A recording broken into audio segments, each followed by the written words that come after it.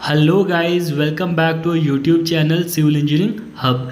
Guys, आज की video हमारी हाईवे इंजीनियरिंग पे रहेगी। गाइस, ये वीडियो बहुत ही इंपॉर्टेंट है और हेल्पफुल रहेगी अगर आप JK SSB SSC JE civil exam की तैयारी कर रहे हो। इस वीडियो में हम 60 मोस्ट इंपॉर्टेंट टॉपिक्स करेंगे हाईवे इंजीनियरिंग के क्वेश्चंस की फॉर्म में। तो ये वीडियो का पार्ट फर्स्ट रहेगा। यहाँ पे हम 20 मोस्ट इंपॉर्टेंट टॉपिक्स क्वेश्चन की फॉर्म में करेंगे। तो चलिए गाइस, वीडियो को शुरू करते हैं। आपकी स्क्रीन पर क्वेश्चन नंबर फर्स्ट है, the camber for hill roads in case of bituminous surfacing is adopted as. जो कैम्बर होता है क्रॉसवाइज स्लोप हिल रोड्स में, वो बिटुमिनस सरफेसिंग रोड्स के लिए कितना अडॉप्ट किया जाता है। गाइज, इसका सही आंसर है ऑप्शन नंबर बी, 2.5%। देखो गाइज, इंपॉर्टेंट टेबल है, इसको याद रखना। Type of road surface first column में, सेकंड में है रेंज ऑफ कैम्बर क्या होती है अगर बारिश हैवी हो जिस एरिया में, एंड अगर बारिश लाइट हो। सबसे पहले हमारा, अगर हमारी रोड्स अर्दन मटेरियल की बनी हो या शोल्डर जो हमारे होते हैं या सबग्रेड जो होता है, उन पे जो कैम्बर होता है अगर बारिश हैवी हो 1/25 या 4% और लाइट में 1/33 या 3%। मतलब अगर हमारी अर्दन रोड हो या शोल्डर्स होते हैं या सबग्रेड होता है, वहाँ पे कैम्बर 3 to 4% होता है।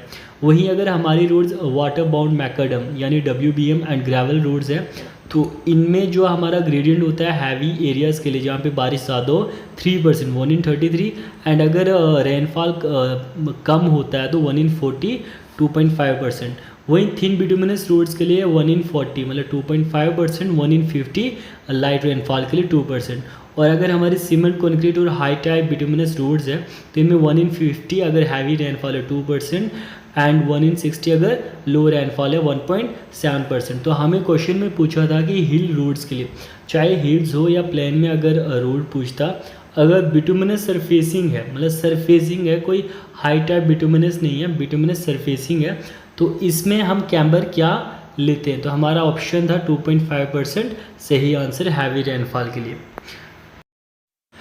अब क्वेश्चन नंबर 2 देखिए, the ruling minimum radius of the curve for ruling design speed v meter per second में, coefficient of friction f, acceleration due to gravity g, super elevation e is given by. Guys कह रहा है कि जो minimum radius होता है ना curve का, वो क्या होगा अगर डिज़ाइन स्पीड v है, कोफिशिएंट ऑफ फ्रिक्शन की वैल्यू f है, acceleration due to gravity g है और सुपर एलिवेशन e है। तो ऐसे में हमारा जो रेडियस होता है ना, वो गाइज हो जाता है v²/e+f_g। देखो कैसे गाइज, हमें पता है कि सुपर एलिवेशन हमारा e+f=v²/g_r होता है। अगर v जो स्पीड है ना वो हम मीटर पर सेकंड में लें और f हमारा कोफिशिएंट ऑफ फ्रिक्शन है। वहीं गाइज अगर हम v को किलोमीटर पर आवर में लें तो हमारा फॉर्मूला हो जाता है e+f=v²/127r। ये फॉर्मूले याद रखिएगा। तो यहाँ से अगर हम रेडियस की वैल्यू निकालें तो वो जाएगा v²/e+f_g, और हमें यही पूछा था। क्वेश्चन नंबर ऑप्शन नंबर 3 हमारा आंसर हो जाएगा। इसके अलावा गाइज याद रखना, जो डिज़ाइन स्पीड होती है कर्व्स पे, वो हमेशा स्ट्रेट के 70% ली जाती है, 0.7 टाइम्स, कभी कभी 0.75 टाइम्स। तो अगर सुपर एलिवेशन में हम f की वैल्यू को नेगलेक्ट कर लें जो 0.15 होता है, तो यहाँ पे हमारा e की वैल्यू हो जाएगी, जब हम v को किलोमीटर पर आवर में लें 0.75 v²/127r, तो ये बन जाता है v²/225r। यहाँ पे f को नेगलेक्ट किया है और v हमारा किलोमीटर पर आवर में होगा। इसके अलावा जो सेंट्रीफ्यूगल फोर्स व्हीकल्स पे लगती है टर्न्स पे, वो होती है हमारी w/v²/gr। ये फॉर्मूला भी याद रखिएगा गाइज। अब गाइज क्वेश्चन नंबर 3 देखिए, as per IRC Indian road congress recommendations, what is the value of minimum length of transition curve for steep and hilly terrains. मतलब गाइज की जो ट्रांजिशन कर्व की मिनिमम लेंथ स्टीप और hilly areas में कितनी होती है, उसके लिए क्या फॉर्मूला है एज पर IRC। तो गाइज इसका सही आंसर है v²/r, option number first. Guys याद रखिएगा, as per IRC minimum length of transition curve for plain and rolling terrain के लिए जो होता है वो होती है लेंथ ट्रांजिशन कर्व की 2.7 v²/r। यहाँ पे v की वैल्यू किलोमीटर पर आवर में होती है। और वहीं स्टीप और हिली टेरेन के लिए क्या होता है v²/r, और हमें पूछा था स्टीप एंड हिली एरियाज़ के लिए, तो इसका फर्स्ट ऑप्शन सही आंसर है। इसके अलावा अगर इन्हीं वैल्यूज़ को हम मीटर पर सेकंड में लें, मतलब v को अगर मीटर पर सेकंड में ले, तो मिनिमम लेंथ ट्रांजिशन कर्व की 35 v²/r एंड स्टीप और हिली एरियाज़ में 12.96 v²/r हो जाता है। इसके अलावा गाइज लेंथ जो होती है ट्रांजिशन कर्व की एज़ पर IRC, वो होती है हमारी जनरल जो हम कैलकुलेट करते हैं फॉर्मूला से v³/48cr। v जो है हमारा डिज़ाइन स्पीड है किलोमीटर पर आवर में, c rate of change of radial acceleration है और इसकी वैल्यू 0.5 to 0.8 रहती है, और r जो है रेडियस ऑफ कर्व है मीटर में। अब क्वेश्चन नंबर 4 देखिए guys, the shift of transition curve of radius 300 meter and length 48 meter. यानी कह रहा है कि अगर रेडियस सर्कुलर कर्व का 300 मीटर है, लेंथ ट्रांजिशन कर्व की 48 मीटर है, तो शिफ्ट की वैल्यू क्या होगी? इसका सही ऑप्शन है ऑप्शन नंबर सी, मतलब 0.32 मीटर। देखिए गाइस, शिफ्ट का फॉर्मूला होता है ls²/24r, वहीं l हमारा होता है length of transition curve, r radius of circular curve. तो 48 का स्क्वायर अपॉन 24 इंटू 300, इसको सॉल्व करेंगे तो 0.32 मीटर आता है। इसके अलावा गाइज याद रखिएगा स्टॉपिंग साइड डिस्टेंस क्या होता है। ये होता है हमारा lag distance plus braking distance.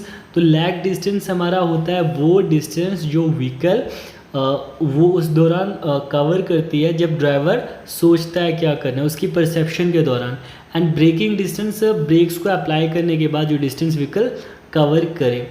तो यहाँ पे SSD स्टॉपिंग साइड डिस्टेंस की वैल्यू हमारी VT + v²/2g f हो जाता है। अगर v को हम मीटर पर सेकंड में लें, अगर v का फॉर्मूले में किलोमीटर पर आवर में लें, तो इसका फॉर्मूला हो जाता है 0.278 VT + v²/254 f।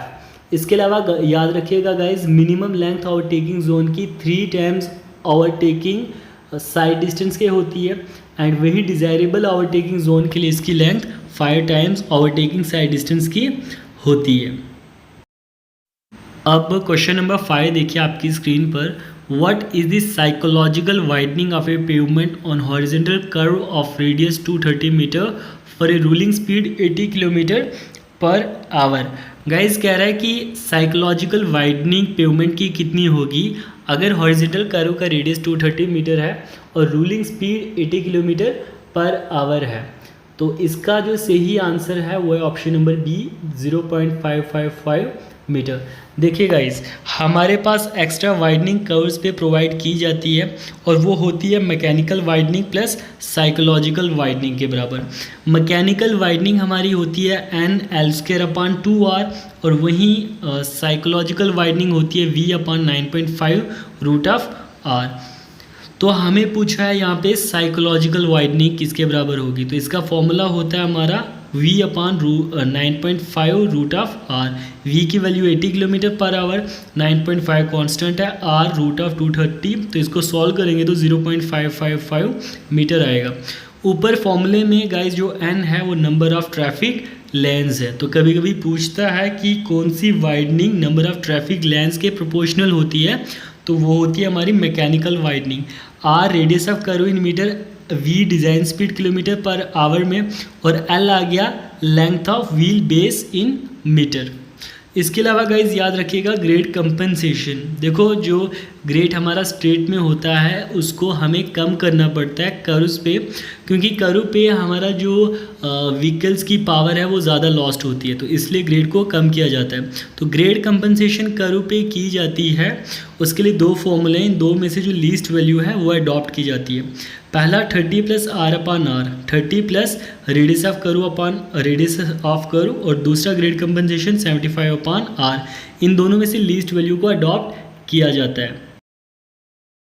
अब देखिए गाइस, क्वेश्चन नंबर 6 है, what is the value of cross slope off shoulder.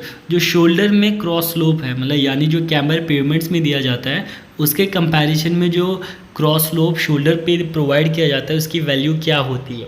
Option number A 0% steeper than the cross slope of adjoining pavement, 0.5% flatter than the cross slope of adjoining pavement, या equal to cross slope of adjoining pavement, या 2% steeper than the cross slope of adjoining pavement. तो इसका सही option है 0.5% steeper than the cross slope of adjoining pavement. देखिए guys, याद रखिएगा जो क्रॉस स्लोप होता है ना शोल्डर के लिए, वो हमेशा 0.5% ज़्यादा ढलान का रखा जाता है जो हम कैम्बर प्रोवाइड करते हैं एडजॉइनिंग पेवमेंट के लिए, और मिनिमम 3% ये होना चाहिए शोल्डर पे। अब क्वेश्चन नंबर 7 देखिए, which instrument is used for the measurement of longitudinal coefficient of friction. Longitudinal coefficient of friction की वैल्यू को फाइंड करने के लिए कौन से इंस्ट्रूमेंट का इस्तेमाल किया जाता है? Option A speedometer, B bump integrator, C rough meter and D both integrator and rough meter. याद रखिएगा गाइस, दोनों instrument integrator and rough meter का इस्तेमाल किया जाता है कोफिशिएंट ऑफ लेटरल फ्रिक्शन को फाइंड करने के लिए, और स्पीडोमीटर मेजर करता है मतलब इंडिकेट करता है स्पीड व्हीकल्स की। क्वेश्चन नंबर 8 देखिए guys, what is value of coefficient of lateral friction and longitudinal friction as per IRC। तो हमारे पास 4 ऑप्शन है गाइस, इनमें से जो सही ऑप्शन है वो है option number B 0.15 and 0.35। Coefficient of lateral friction जो है वो 0.15 लिया जाता है एंड लॉन्गिट्यूशनल फ्रिक्शन 0.35। अब देखिए guys, question number 9, the road development plan for India for the period of 1981 to 2001 is also known as. तो जो रोड डेवलपमेंट प्लान भारत की रोड्स की डेवलपमेंट को लेके 1981 टू 2001 पीरियड के टाइम पे था, वो जो रोड प्लान था उसको कहते हैं लखनऊ रोड प्लान या लखनऊ डेवलपमेंट प्लान। इसके अलावा गाइज याद रखिएगा, पहला रोड प्लान या डेवलपमेंट प्लान आया था नागपुर रोड प्लान, जिसको नागपुर डेवलपमेंट प्लान भी कहा जाता था। 1943 टू 1963 का टाइम पीरियड था, बट ये रोड प्लान 1961 में कंप्लीट हुआ था। तो यहाँ से हमारा दूसरा road plan Bombay development plan शुरू हुआ था 1981 तक। तो लखनऊ डेवलपमेंट प्लान 1981 से 2001 तक शुरू हुआ। क्वेश्चन नंबर 10 देखिए guys, as per Indian road congress maximum value of super elevation. तो इंडियन रोड कांग्रेस के मुताबिक जो मैक्सिमम वैल्यू होती है सुपर एलिवेशन की वो 7% होती है, मतलब 1 in 15 होती है। और याद रखिएगा guys, for hilly areas not bound by snow इसकी वैल्यू 10% होती है। Question number 11, A flaky aggregate is said to be elongated if its length is। एक फ्लैकी एग्रीगेट को elongated एग्रीगेट हम कब कहेंगे? जब उसकी जो लेंथ होती है ना वो ट्वाइस द मीन साइज हो, यानी ऑप्शन नंबर डी सही आंसर है। गाइज यहाँ पे याद रखिएगा, जो फ्लैकी एग्रीगेट होती है हमारी वो कौन सी होती है? अगर किसी एग्रीगेट की लीस्ट डायमेंशन, मतलब फ्लैकी मतलब प्लेट टाइप, अगर उसकी जो लीस्ट डायमेंशन है मतलब थिकनेस जो है वो उसकी मीन डायमेंशन के 60% से कम है, मतलब 0.6 times of its mean dimension से कम हो, या 3/5 टाइम्स उसके मीन डायमेंशन से। और वहीं एलोंगेटेड एग्रीगेट हमारी वो एग्रीगेट होती है जिसकी जो लेंथ होती है, लॉन्गर डायमेंशन होती है, वो हमेशा ज़्यादा हो 1.8 टाइम्स ऑफ मीन डायमेंशन और 8/5 टाइम्स मीन डायमेंशन के। क्वेश्चन नंबर 12 देखिए guys, when the bituminous surfacing is done on already existed black top roads are over existing cement concrete roads, the type of treatment to be given is. अगर हमें bituminous surface डालना है, पहले से ही existed black top road हो या cement concrete की रोड हो, तो उस बिटुमिनस सरफेस को डालने से पहले जो ट्रीटमेंट दिया जाता है वो कौन सा होता है? तो इसका सही ऑप्शन है option number D tack coat. Tack coat treatment दिया जाता है एग्जिस्टेड रोड पे, उसके बाद नई लेयर डाली जाती है। Question number 13, Los Angeles test for aggregate is done to determine. जो लॉस एंजलिस टेस्ट एग्रीगेट पे किया जाता है वो किस चीज़ को मेजर करने के लिए किया जाता है? Toughness, impact value, abrasion resistance, crushing strength. तो इस टेस्ट का यूज़ किया जाता है एब्रेशन रेजिस्टेंस को मेजर करने के लिए। क्वेश्चन नंबर 14 देखिए guys, for constructing cement concrete roads the type of cement used is. Cement concrete road को बनाने के लिए जो ज़्यादातर सीमेंट का इस्तेमाल होता है वो कौन सा होता है?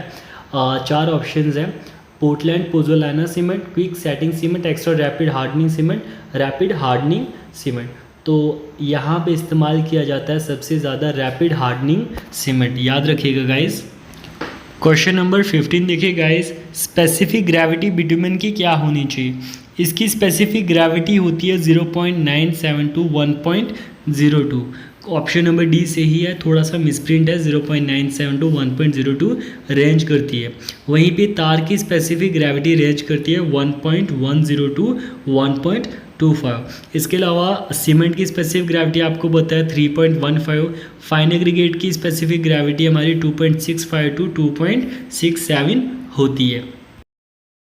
क्वेश्चन नंबर 16 देखिए, the resistance of aggregate to the effect of hydration of cement and weather is called. जो हमारे एग्रीगेट का रेजिस्टेंस होता है ना इफेक्ट ऑफ हाइड्रेशन के और वेदर के अगेंस्ट, उस रेजिस्टेंस को क्या कहते हैं। क्वेश्चन नंबर 16 देखिए गाइस, तो इसका सही आंसर है साउंडनेस।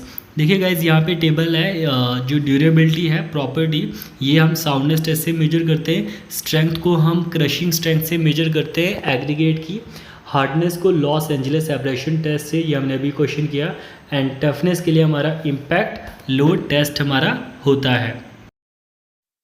क्वेश्चन नंबर 17 देखिए guys, penetration test on bitumen is used for determining aids. जो पेनिट्रेशन टेस्ट किया जाता है बिटुमेन पे वो उसकी किस चीज़ को मेजर करने के लिए किया जाता है। तो इसका सही ऑप्शन है ग्रेड ऑफ बिटुमेन। तो ग्रेड ऑफ बिटुमेन को स्पेसिफाई करने के लिए पेनिट्रेशन टेस्ट का यूज़ करते हैं। नीचे देखिए गाइज, हम नेक्स्ट क्वेश्चन में तीनों टेस्ट को एक्सप्लेन करेंगे। क्वेश्चन नंबर 18 देखिए guys, which of the following property of bitumen is related to Pensky Martin test. तो पेंस्काई मार्टिन टेस्ट से बिटुमेन की किस प्रॉपर्टी को डिटरमाइन करते हैं। तो इसका सही ऑप्शन है ऑप्शन नंबर ए, फ्लैश पॉइंट। इसके अलावा याद रखिएगा रिंग एंड बाल एपरेटस से हम सॉफ्टनिंग पॉइंट को मेजर करते हैं। पेनिट्रेशन टेस्ट से हमने अभी पढ़ा ग्रेड ऑफ बिटुमेन, और डक्टिलिटी में हम एबिलिटी निकालते हैं बिटुमेन की वो कितना स्ट्रेच हो सकता है बिना ब्रेक हुए। पिक्नोमीटर टेस्ट होता है जिसमें स्पेसिफिक ग्रेविटी मेजर करते हैं, और उसके बाद सॉल्युबिलिटी टेस्ट होता है जिसमें बिटुमेन की प्योरिटी को मेजर किया जाता है। ये इंपॉर्टेंट टेस्ट है गाइज, याद रखिएगा। क्वेश्चन नंबर 19 देखिए guys, the value of rigidity factor for design purpose if tyre pressure is greater than 0.7 megapascal. अगर टायर प्रेशर 0.7 मेगापास्कल से ज़्यादा हो तो रिजिडिटी फैक्टर हमेशा 1 से छोटा होता है। तो ऑप्शन नंबर डी सही है। रिजिडिटी फैक्टर रेशो होता है contact pressure upon tyre pressure. तो टायर प्रेशर डिज़ाइन पर्पज़ के लिए 0.7 मेगापास्कल लिया जाता है और कॉन्टैक्ट प्रेशर की भी सेम वैल्यू ली जाती है। और अगर टायर प्रेशर 0.7 मेगापास्कल है तो कॉन्टैक्ट प्रेशर भी 0.7 मेगापास्कल, तो रिजिडिटी फैक्टर 1 हो जाता है। वहीं टायर प्रेशर की वैल्यू अगर 0.7 से ज़्यादा हो तो रिजिडिटी फैक्टर 1 से छोटा हो जाएगा, और टायर प्रेशर अगर 0.7 से छोटा हो तो रिजिडिटी फैक्टर की वैल्यू 1 से ज़्यादा आती है। आज की वीडियो का last question, question number 20, an aggregate which passes through 25 ISCU and is retained on 20 mm ISCU is said to be flaky if its lateral dimension is less than। अगर कोई एग्रीगेट 25 mm ISCU से पास होती है, 20 mm पे जाके return होती है, और उसको हम फ्लैकी कहेंगे कब, अगर उसकी लेटरल डायमेंशन नीचे दिए गए वैल्यूज़ में से किस वैल्यू से कम हो। तो इसका सही ऑप्शन है 13.5 mm। देखिए कैसे, मीन डायमेंशन होती है हमारी जिस MMCU से एग्रीगेट पास हो, जिस पे रिटर्न हो, दोनों का मीन 25 से पास हुई प्लस 20 पे रिटर्न हुई डिवाइडेड बाई 22.5 mm। तो फ्लैकी एग्रीगेट के लिए हमने पढ़ा था लीस्ट लेटरल डायमेंशन हमेशा छोटी, मतलब लीस्ट लेटरल डायमेंशन हमेशा हमारी बड़ी या बराबर आनी चाहिए 3/5 ऑफ मीन डायमेंशन। तो 3/5 0.6 इंटू 22.5 13.5 mm। अगर उसकी लीस्ट लेटरल डायमेंशन 13.5 mm से कम हो हमेशा, सॉरी सिंबल गलत है, तो उसको हम क्या कहेंगे, फ्लैकी एग्रीगेट। तो ऑप्शन में वो लीस्ट लेटरल डायमेंशन क्या है, 13.5 mm। तो गाइज ये थे हमारे 20 क्वेश्चन हमारी फर्स्ट पार्ट में। ऐसे हम पार्ट 2 में नेक्स्ट 20 एंड पार्ट 3 में नेक्स्ट 20 क्वेश्चंस करेंगे। गाइज अगर वीडियो अच्छी लगी हो तो वीडियो को लाइक कीजिएगा एंड शेयर कीजिएगा। Thank you guys.